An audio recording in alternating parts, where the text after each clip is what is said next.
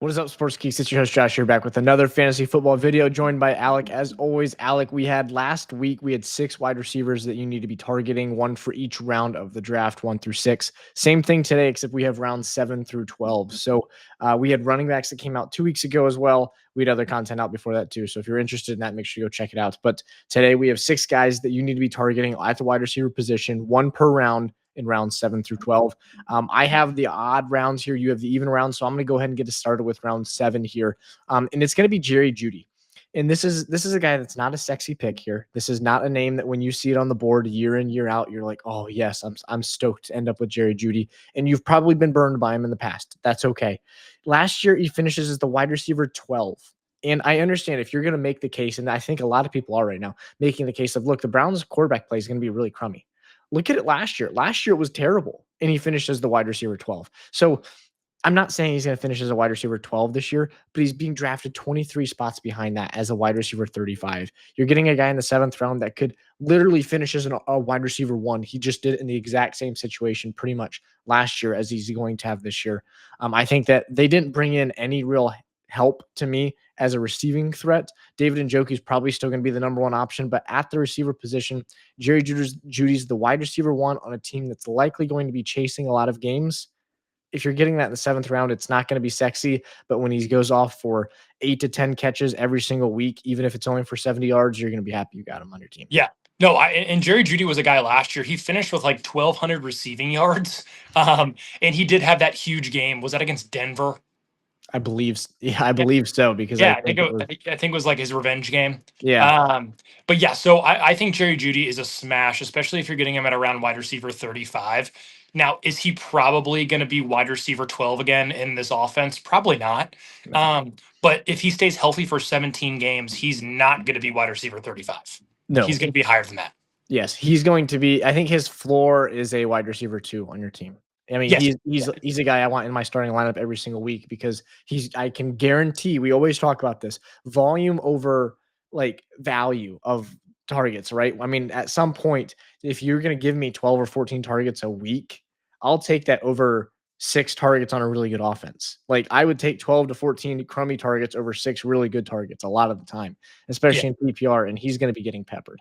Well, and we've been saying this for forever. We want the guys that are the target share winners. Mm-hmm. We want the alphas, and he is the alpha of the Browns. So I love that. Right. Yeah. He would not be the alpha on a lot of NFL teams, but his team he is. So yeah, no, that's my guy for the 7th round there.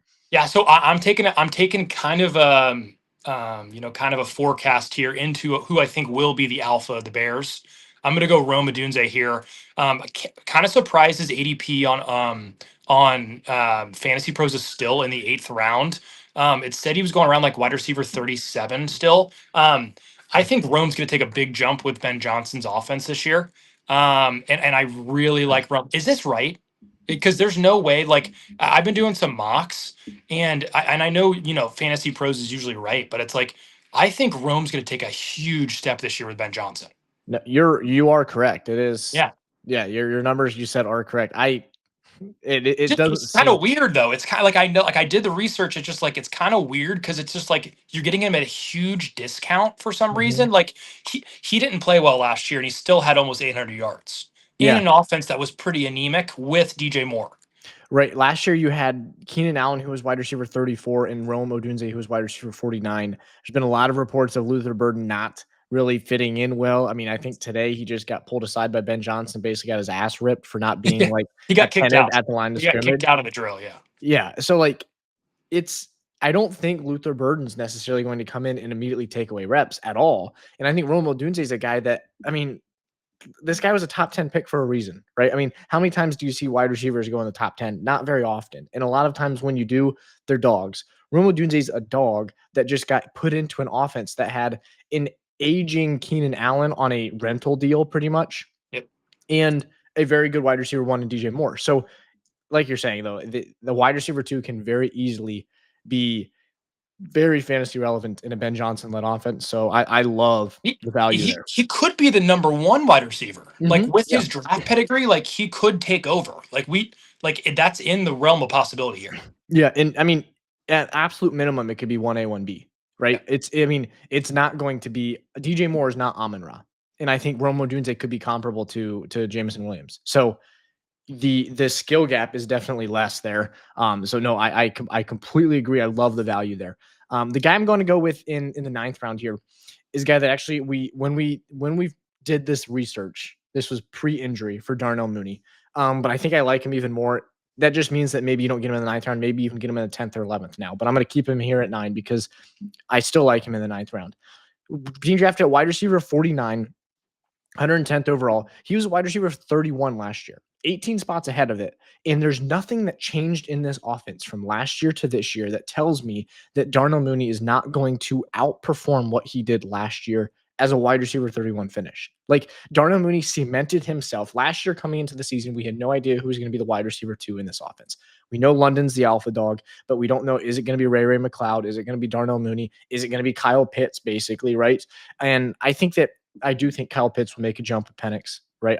We're not talking about it, but I do think he will. But Darnell Mooney cemented himself as the wide receiver 2 in this offense and finished as wide receiver 31 last year as he was cementing himself and playing with 2 different quarterbacks. Now he's got a full off season to work with Michael Penix. I understand he's out for camp, but he's going to be back by week 1. Means maybe if you're getting him in the ninth round, you don't need him to start before bye weeks anyways. So you have the flexibility to wait until weeks 3 or 4 in the off chance. And I think Darnell Mooney's value standalone is very good. They can produce 2 fantasy relevant, wide receivers. They did it last year. If Drake London goes down, Darnell Mooney is a wide receiver, fringe wide receiver 1, cemented wide receiver 2 in your offense or in your lineup. And so I think the value that you're getting of that as almost like a handcuff is really good. And the standalone's there too. I love the value of Darnell Mooney in the ninth round. Since the injury, maybe you can buy even lower. I absolutely love it. Yeah, Darnell Mooney's going to be a bye-week merchant this year. I feel like if you're going to need a flex, I mean, those weeks where you're like, oh my gosh, I didn't plan. I have 5 guys on a bye this week. I'm starting 3 guys off of a pretty crappy waiver wire. And then Darnell Mooney could get you, 25, 30 points. That's in the cards though, in a PPR league for sure. He had a couple weeks last year where you're like, Darnell Mooney had what? What was his stat line? Yeah, no, I love Darnell Mooney, especially at almost wide receiver 50. That's ridiculous. Yeah. I mean, it's just ridiculous. Right. And last comment about Mooney too is that he's playing with Penix now. Let's not forget that Penix had 3 receivers that he made relevant that were day 1 or 2 picks in the NFL draft. Right. So I mean, like I think a lot of people remember like the McMillan, Odunze, Jalen Polk was a day 2 pick, right? 3 wide receivers from Washington as a day 1 or 2 pick playing with Penix at Washington. So Penix certainly has the ability in the proven history to be able to spread the wealth around. And I think Darnell Mooney is going to be a real beneficiary of that this year. Yeah, no, I love that. Over to you for round 10 here. Yes, I'm going Josh Downs here. In round 10, I love Josh Downs, the player. This is one of those guys where it's like, if he was in a different situation, he'd be going much higher. I feel like, he's in this offense. It's kind of a weird offense. Like I actually think Anthony Richardson's going to start, with the way that the clips I've been seeing from camp and what I've been hearing. I think they're going to give Anthony Richardson probably the shot to begin, which actually I'd rather have Daniel Jones be the QB if I want Josh Downs in my lineup. But I think Josh Downs has an opportunity to really break out. A bunch of other people I'm watching videos on YouTube also love Josh Downs, like the analytics of Josh Downs. If you've ever seen him run routes, he is unbelievable at running routes. Like his reception perception, like that Matt Harmon does, is one of the best in the NFL. Like his like route win rate. So and that's like something that is tied and correlated to actually wide receiver success. So I think Josh Downs is going to have a big opportunity this year to kind of increase his role. I feel like Josh Downs is on the up, and Michael Pittman Jr. is kind of like trending down. So we'll see if Josh Downs can kind of take over that role. Yeah, I also think that we always talk about winning target share, right? We talked about earlier in the show. Yep. Josh Downs is in an odd situation in which the target share previously has been so low for anybody, right? Because they would throw the ball 18 times in a game and complete 8 of them, right? I mean, like Anthony Richardson is as bad at completing passes as bad gets, and there's no way to maneuver around that. But if you see any progression from him, from the Colts passing offense, and it's hard, very hard to say that they're going to stay the same or go backwards just because of the sheer just poor quality that they were at last year. Josh Downs has such an opportunity to.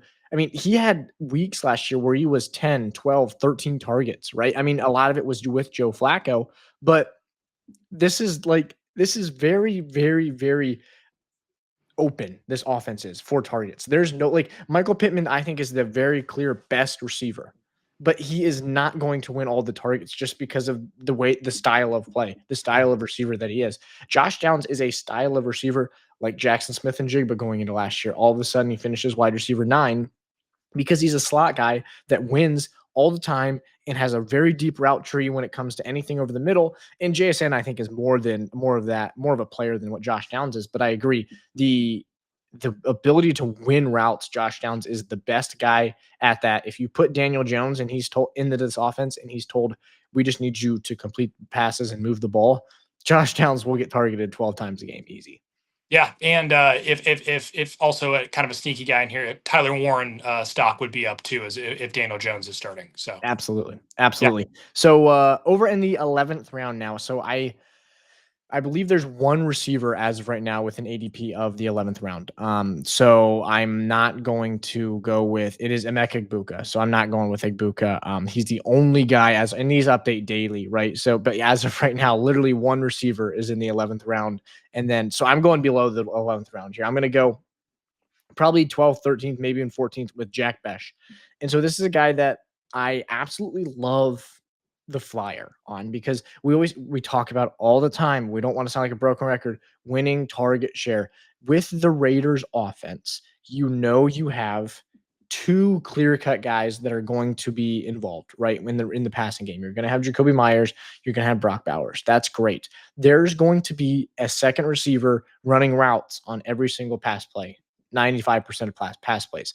We don't know who that is. I don't think it's going to be anybody other than Jack Bech, though, when you look at their wide receiver depth chart, right? So I think that value that he has is very high. I look at what Geno Smith has done in the past, right? JSN is wide receiver 9 last year. DK Metcalf's wide receiver 32. I understand Brock Bowers is going to be the clear-cut number one receiving threat in this offense, but Jacoby Myers also is not a young receiver. So when you look at Jack Bech, I think that overall, the value you're getting at wide receiver 57, and when you're taking a guy in the 13th, 14th round, maybe even off the waiver wires, it's just a flyer. Stash him in your lineup because I think the player that he is somebody that when we talked about it with, I think Emeka Egbuka is very similar, is his hands are great. So when you have a quarterback and you have a coach that's looking to find a second receiver, and you have guys like Trey Tucker who come in and maybe drop a pass or two, Jack Bech has exceptional hands. So when he comes in and he makes 2, 3, 4 tough catches over the course of the first 2 or 3 weeks, the coaching staff and Geno Smith are going to say, "Yeah, we like this a lot." And you're slowly but surely going to inch towards that wide receiver 2. And I wouldn't even be surprised to go out on a limb here at the end of the season. Jack Bech could compete with Jacoby Myers for the wide receiver 1, and you're getting for that at wide receiver 57. yeah, and I actually have a very similar guy for my guy as the next guy. I'm gonna go Tre Harris here. And very similar reports out of camp are great. His yard per route run in college is literally like the highest of anyone ever recorded since like I think it's like since 2015. So I really like him in this offense. Honestly, like there's not a lot of competition for that wide receiver 2 spot, and like the tight ends aren't that strong, so it's literally Lad and him. I think that's literally what it's going to end up being probably by the end of the year. And reports are Tre Harris is playing great in camp. They drafted him pretty high in the second round draft capital. I think he's going to be a lot better this year than people think. And I think by middle to end of the year, if you draft him 12th, 13th round, whatever he falls to, he could be a viable flex for you, especially if Lad goes down for some reason. If you took, and I'm not like the biggest proponent of, wide receiver handcuffs because it's not the same. because Mhm. you don't just step in and demand targets like that, like you do at the running back position. But I think Tre Harris is, is kind of the best handcuff you can potentially get as from the wide out if you do have Lad. Yes. I think the other thing too is that Ladd and Trey Harris are such different receivers, Mhm. so different. So they can coexist very, very, very easily, right? I think like it's not necessarily like I think like Egbuka and Godwin are kind of similar receivers, right? Mhm. So it's for them to coexist and both be fantasy relevant, and that might be difficult, right? Especially because Mike Evans is going to be. I think this is a situation where they absolutely could both be relevant.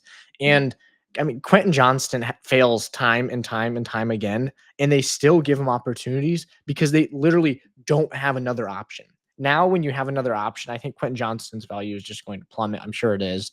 I don't know what his ADP is here, but I'm sure, yeah, 186 overall, wide receiver 69. So there's a reason why Tre Harris is being drafted ahead of Quentin Johnston, right?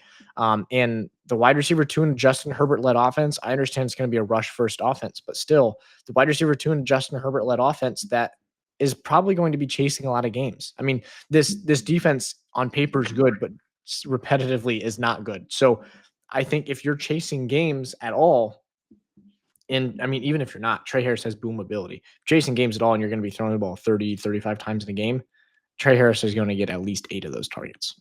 Yeah, and like this stylistic difference between him and Ladd is drastic as like AJ Brown to Devontae Smith or Yeah. Chase, Jamar Chase and T Higgins. Like the difference of number one and number two receiver, it's that drastic.